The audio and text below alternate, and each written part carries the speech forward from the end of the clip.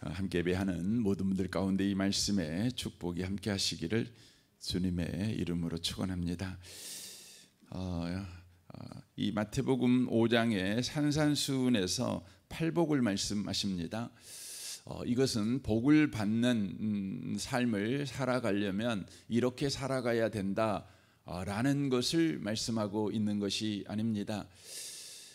이것은 구원받은 자의 정체성을 이야기를 하고 있는 것입니다. 구원받은 자, 그러니까 복을 받은 자는 이런 삶을 살아가게 된다, 이걸 이야기를 하는 것입니다. 세상의 모든 종교들은 거래입니다.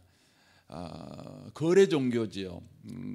그러니까 조건을 우리가 충족시키면 복을 받는 것이죠. 이게 세상의 모든 종교의 바로 특성이다, 이렇게 말씀을 드릴 수 있습니다. 그러니까 거래라는 것입니다. 우리가 세상의 모든 종교는 신에게 이걸 바치죠. 그러면 신은 우리에게 그에 합당한 보상을 주는 것이죠. 그러니까 모든 종교들은 이렇게 거래라는 것입니다. 상업의 원리가 바로 적용이 되어 있는 것이죠. 그래서 종교가 발전한 민족들을 보면 공통적인 특징이 있는데, 그것은 상업에 능한 사람들이 된다는 것입니다. 왜냐하면 거래기 때문에 신과 거래하는 것이죠. 그리고 이제 그것이 확장되면 사람과 거래하는 이제 기술이 이제 점점점 발전을 하게 되는 것입니다.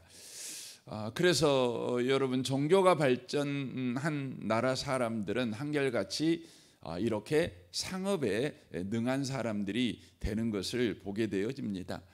하지만 기독교는 그렇지 않습니다. 기독교는 거래가 아닙니다.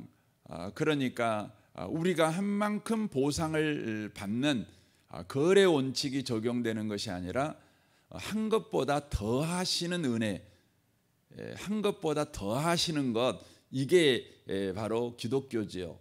그래서 기독교는 은혜라고 하는 것입니다. 은혜의 종교다, 이렇게 말씀을 드릴 수가 있는 것이죠. 이 마태복음 5장의 팔복은 바로 그것을 보여주고 있는 말씀이라는 것을 우리가 놓치시면 안 되는 것입니다. 그래서 오늘 본문 6절에 의에 줄이고 목마른 자는 복이 있나니라고 말씀을 하고 있는 이 내용이 그 부분을 표현해 주고 있는 내용이다, 이렇게 말씀을 드릴 수 있습니다. 여기에 의라고 하는 이 표현은 단순히 도덕적 옳음만을 바로 의미하는 단어가 아닙니다.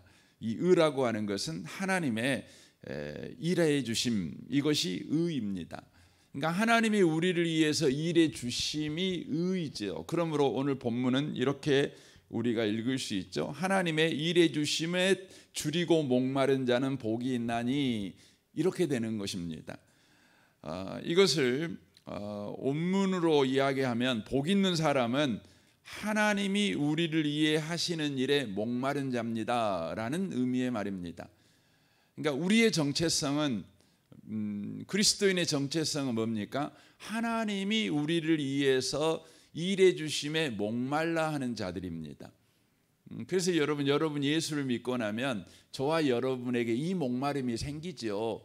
하나님이 나를 위해서 일해 주심, 하나님이 나를 위해서 헌신해 주시고 희생해 주시고 열심을 내주시는 것에 대해서 우리 가운데 바로 목마름이 생기는 것입니다. 이것이 있을 때, 이것이 우리 가운데 채워지게 될 때 우리는 비로소 만족이 생깁니다. 그러니까 하나님의 일해 주심이 우리 가운데 있을 때 우리 가운데 비로소 만족이 있다는 것이죠.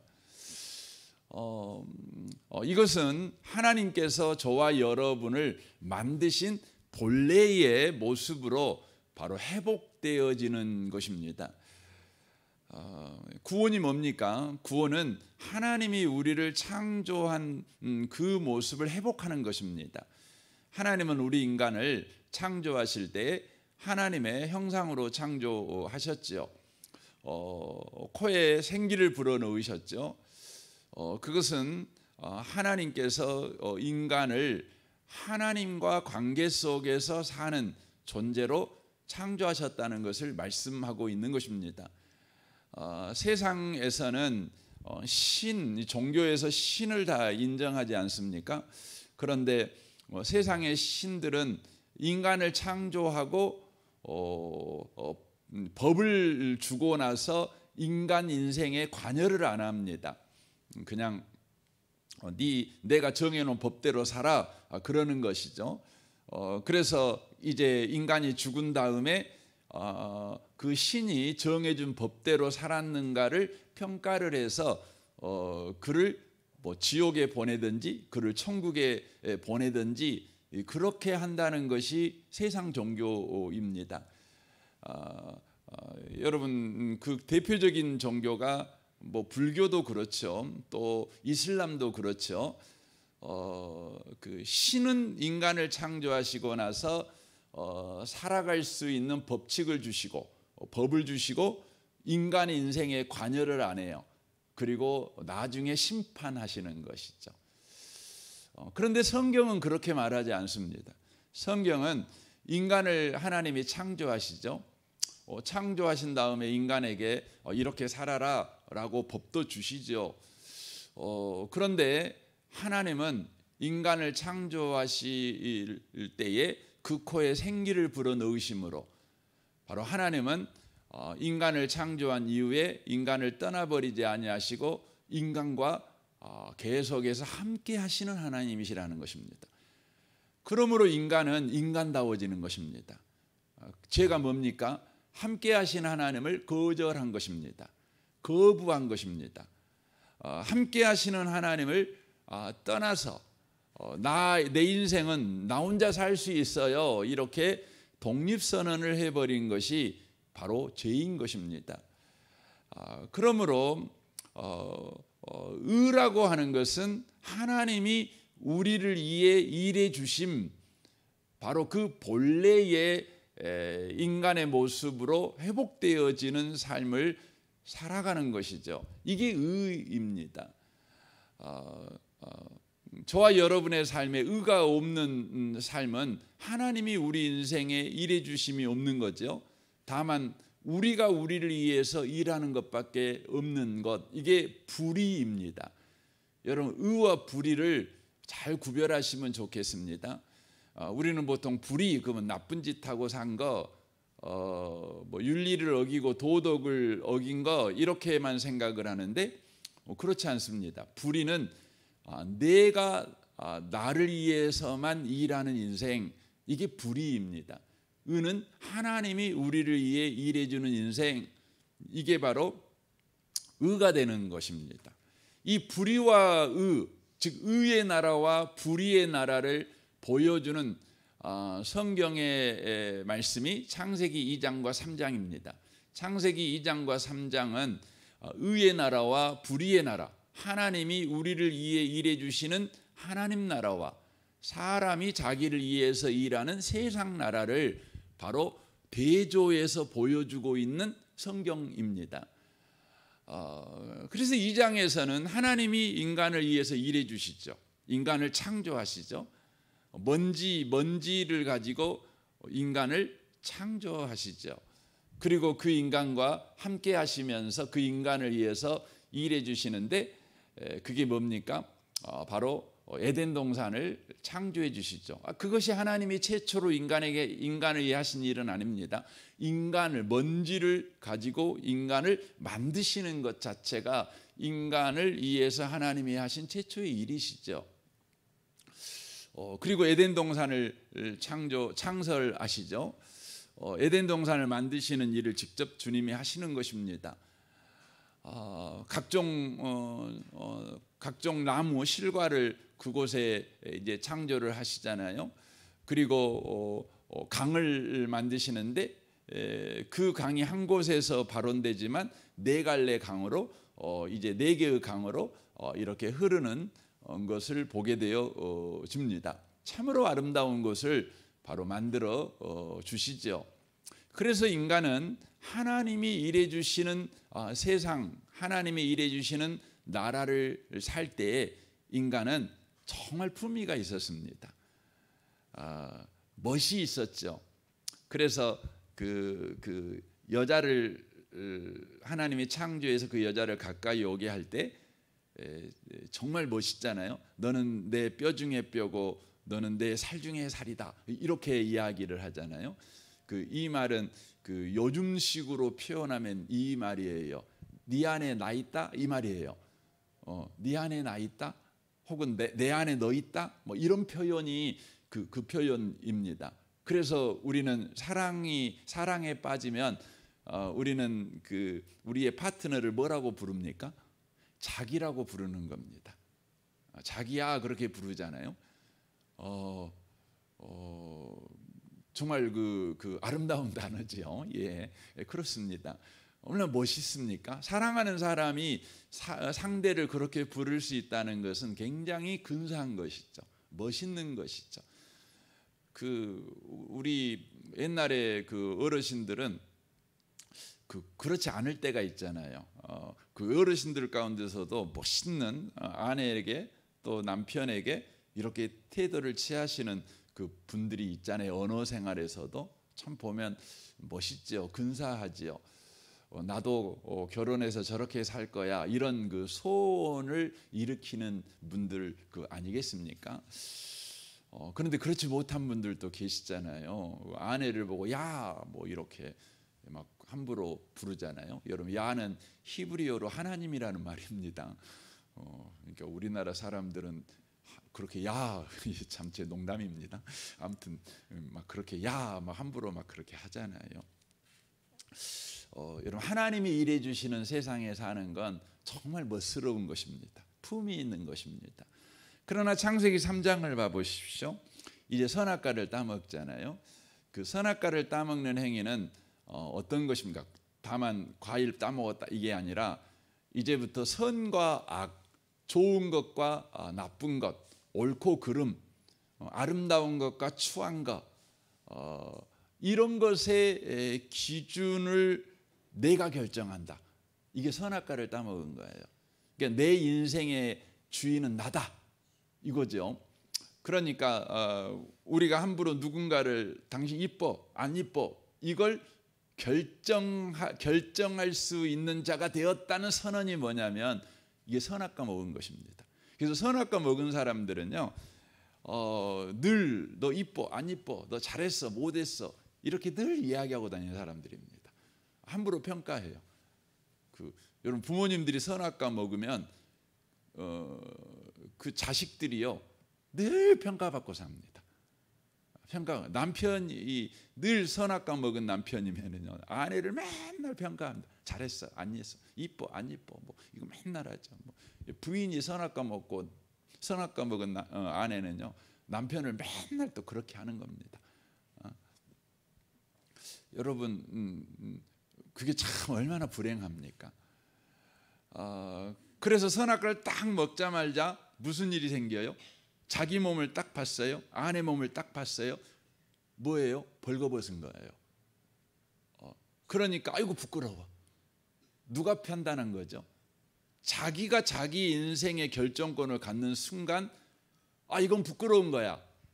이건 안 부끄러운 거야. 이렇게 결정을 하는 거예요. 그러니까 벌거벗은 것 보고요. 곧바로 뭘 이렇게 수치심을 느꼈어요. 수치심을 느낀 거죠. 부끄러운 거예요. 그래서 그들이 자기를 위해서 최초로 한 일이 뭐예요?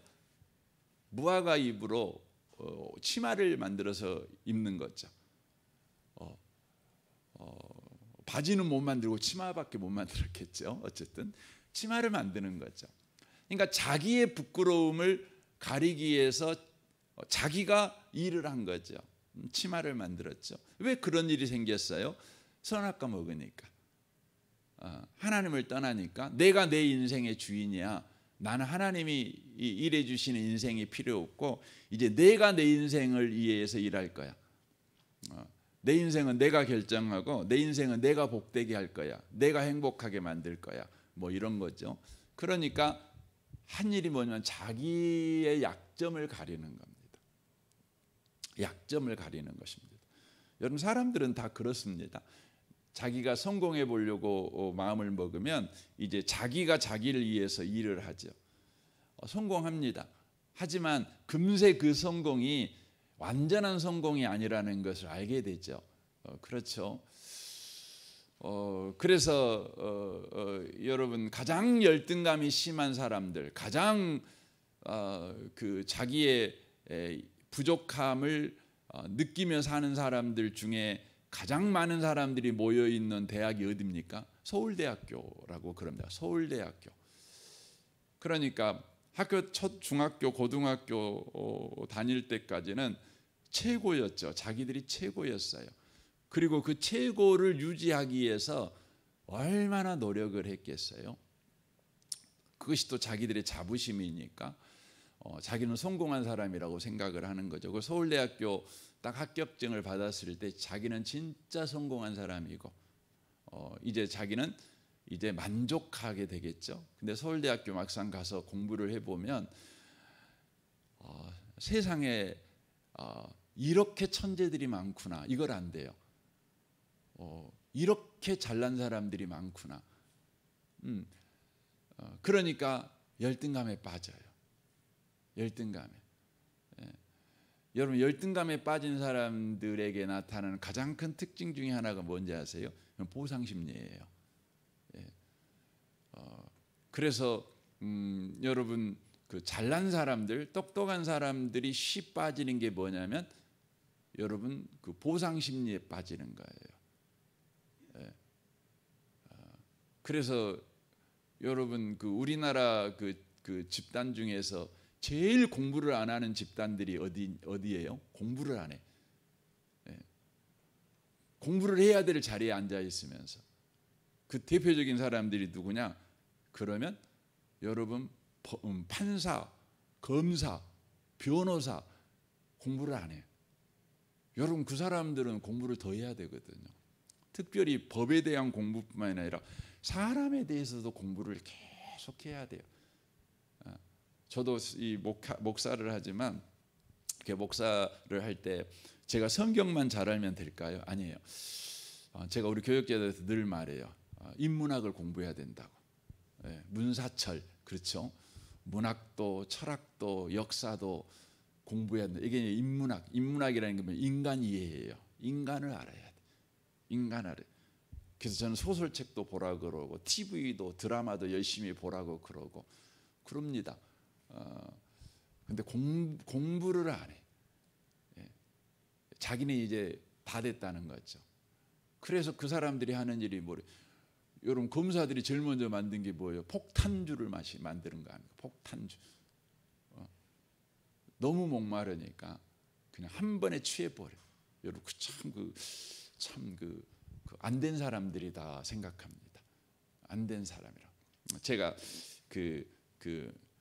민정 그 수석은 아니었고 그 민정 비서관을 했던 제가 그 성도님이 계셨어요. 근데 이제 그분이 이제 저희 교회를 다녔어요. 그래서 이제 그분이 이제 그 예배를 드리잖아요. 근데 그분은 예배를 드릴 때 한 번도 이 팔짱을 풀고 예배를 드린 걸 내가 본 적이 없어요. 그분 항상 이렇게 예배드려. 이렇게. 이야기를 해본 적이 있었어요. 근데 그분이 이게 습관이래요. 이게 돼 있대요. 안 된대요, 자기가.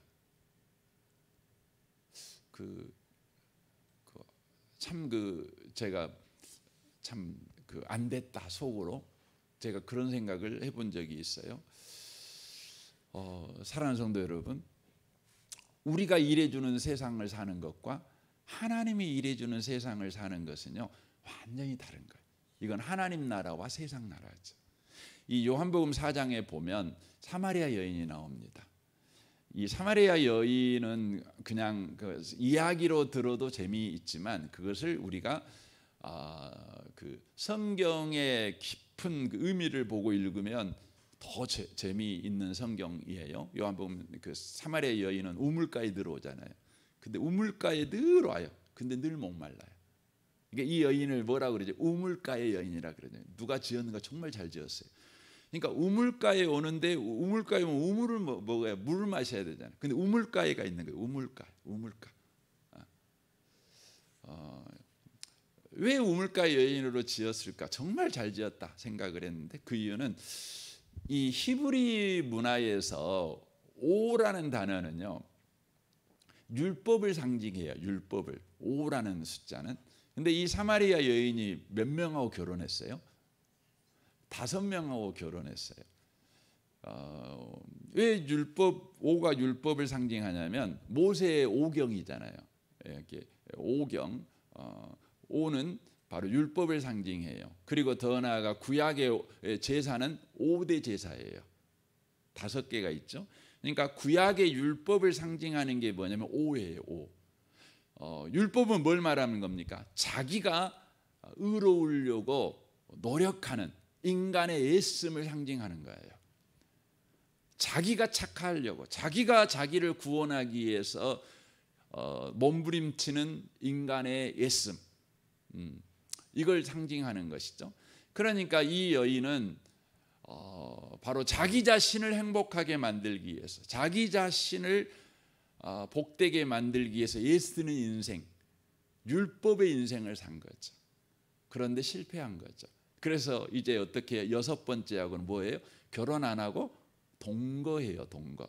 이 동거한다는 그 6번째 그 의미라고 하는 것은 바로 인간적인 다른 종교 외에 뭐 이제 내가 교회 열심히 다녀봤더만 소용없더라. 그래서 사람들이 뭘 선택하죠?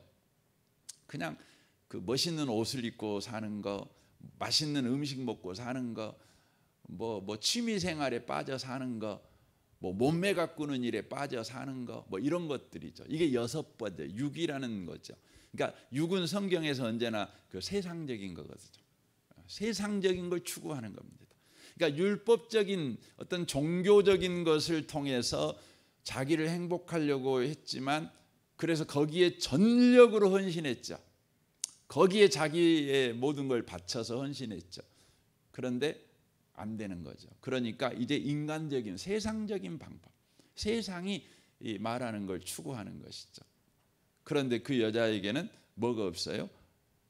갈증이 해소가 안 되는 겁니다. 그래서 7번째 남자가 나타난 거예요. 누구예요? 예수님이에요. 7은 성경에서 완전수를 가르치잖아요. 진짜 신랑이 온 거예요. 예수님이 오신 거죠. 예수님이 말씀하죠. 내가 주는 물을 마시는 자는 영원히 목마르지 아니하리라. 예수를 만난 거죠. 여러분 예수를 만났다는 건 뭐죠? 바로 그를 위해서 헌신하시고 그를 위해 희생하는 분을 만난 거예요.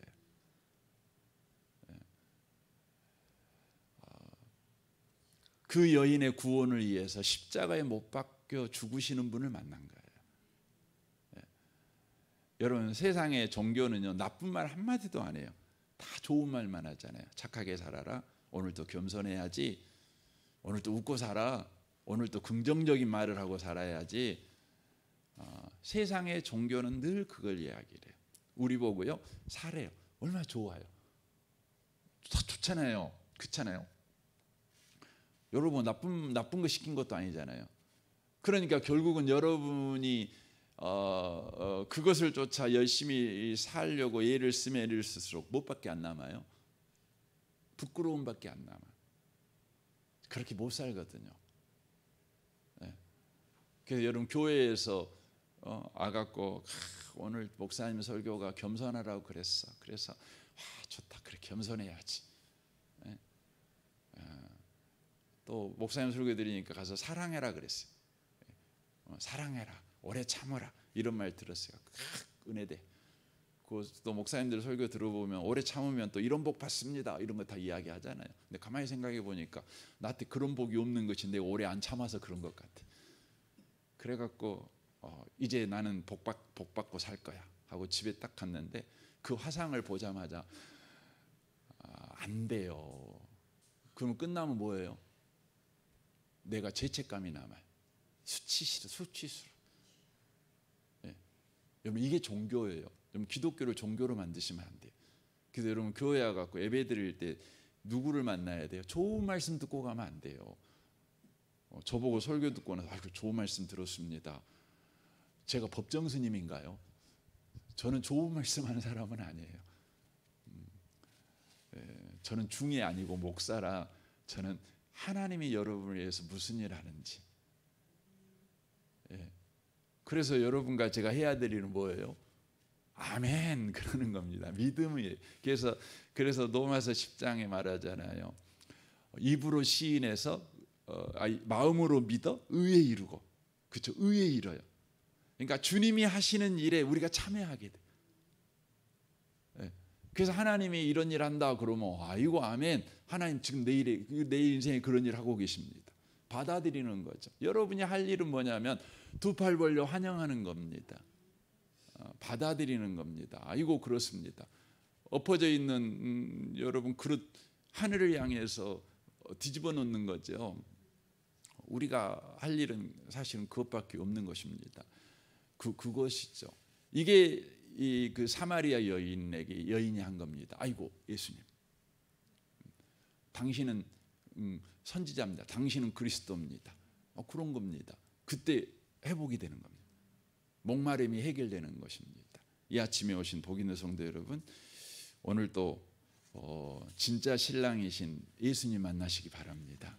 주님이 하신 일을 여러분 인정하십시오. 주님이 일하고 있다는 것을 여러분 오늘 또 기억하고 그 위에서 믿음으로 오늘 또 살아가십시오. 이 복이 저와 여러분에게 함께 하시기를 주님의 이름으로 축원합니다. 아멘. 우리 같이 기도하겠습니다. 오늘 말씀을 우리 생각하면서 기도했으면 좋겠습니다. 주여 그렇습니다. 우리에겐 하나님이 하신 일이 필요합니다. 아니 하나님이 지금 일하고 계십니다. 이걸 믿고 오늘도 믿음으로 살아가게 하시옵소서. 여러분 자신과 가정과 직장을 위해서 또 성도들을 위해서 기도해 주십시오. 우리 유치부 우리 교사분들과 우리 유치부 아이들을 위해서 기도해 주십시오. 우리 정선마을 장로님과 순장 순원들을 위해서 우리 양육 가정을 위해서 또 이 나라 이 민족 북한과 열방을 위해서 우리 선교사님들을 위해서도 기도해 주십시오. 우리 좋으신 주님께 통성으로 구하겠습니다. 기도하겠습니다.